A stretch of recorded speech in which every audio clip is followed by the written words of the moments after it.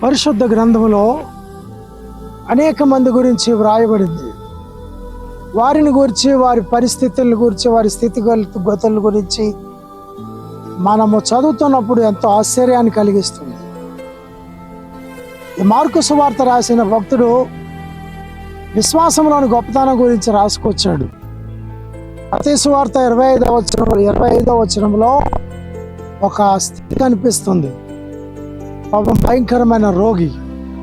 ఈమె ఏ ప్రాంతానికి చెందిందో మనకు తెలియదు, ఈ పరిస్థితులు ఏంటో మనకి తెలియదు, కానీ ఉన్నట్టుండి ఈమెకు ఒక భయంకరమైన రోగం ఏమనో ఆవరించింది. ఇంచుమించు 12 సంవత్సరాల నుంచి ఆ రోగంతో కొట్టుమిట్లాడుతుంది. విడుదల దొరకలేదు. ఉన్న ఆస్తిపాస్తులు అమ్మేసింది. ఎంతోమంది వైద్యులు తిరిగింది. జీవితంలో ఎక్కడ ఆమె అనుకున్న ఆరోగ్యం ఆమెకు రాలేదు, స్వస్థత రాలేదు. మరింత సంకటపడింది. జీవితం మీద విరక్తి చెందింది. మీకు విషయం తెలుసా? జీవితంలో విసిగిపోయేవారు రెండు దారులు ఎత్తుక్కుంటారు. ఒకటి, మరణాన్ని కోరుకుంటారు, లేదా జీవితంలో ఏదైనా సాధించడానికి ప్రయత్నిస్తారు. ఈ జీవితంలో విసిగిపోయి వెసారిపోయి వైద్యులందరినీ విడిచిపెట్టేశారు. ఆస్తులన్నీ కూలిపోయాయి, రోగం మాత్రం మిగిలింది. ఎంతలో ఆమె కూలిపోతున్నప్పుడు ఒక చల్లని కబురు ఆమె చెవిన పడింది. అదేంటంటారా? యేసును గూర్చి ఆమె వింది. ఆమెలో ఒక విశ్వాసం పెళ్ళుబుకింది. ఆయన వస్త్రపు చెంగు మాత్రం ముట్టినా నేను బాగుపడదును అనుకుంది. నమ్మకం ఎంత గొప్పదో చూస్తారా అని అనుకుని ఆమె లేచి వెళ్ళింది. అక్కడికి వెళ్తే ఎంతోమంది జనసమూహం ఆయన దగ్గరికి వెళ్ళటానికి వీలు లేనంత పరిస్థితి ఎదుర్కొంది. ఆటంకాలు అధిగమించింది. విశ్వాసం ఉండాలి కానండి, యేసు ప్రభు దగ్గర రావటానికి ఎలాంటి ఆటంకమైన అధిగమించగలిగిన శక్తిని మనము ప్రభు దగ్గర పొందగలం.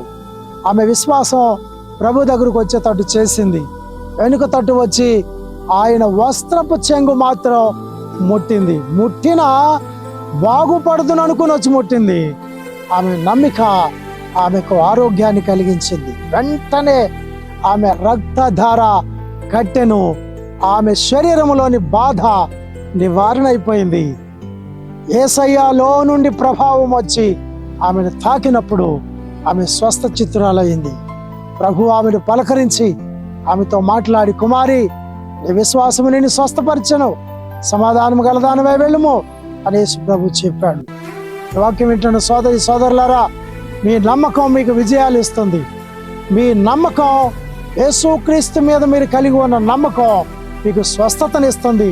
మీ పరిస్థితులు మారుస్తుంది, మీ స్థితిగతులు మారుస్తుంది, మిమ్మల్ని ఆశీర్వదిస్తుంది, మిమ్మల్ని దీవిస్తుంది.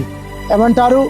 మీరు కూడా రోగాలతో, వ్యాధులతో, అప్పులతో, చిక్కులతో, సమస్యలతో తల్లడిల్లిపోతున్నారా? ఎన్ని ప్రయత్నాలు చేసినా మీరు వాటిని జయించలేకపోతున్నారా? ఇదిగో యేసును గురించి మీరు వింటున్నారు. యేసునందు విశ్వాసం ఉంచండి, మీకు నట్టి కార్యాలు చేయగల సజీవుడైన దేవుడు. ఈ మాటలు విని మిమ్మల్ని ప్రభు దీవించును గాక. ఆమె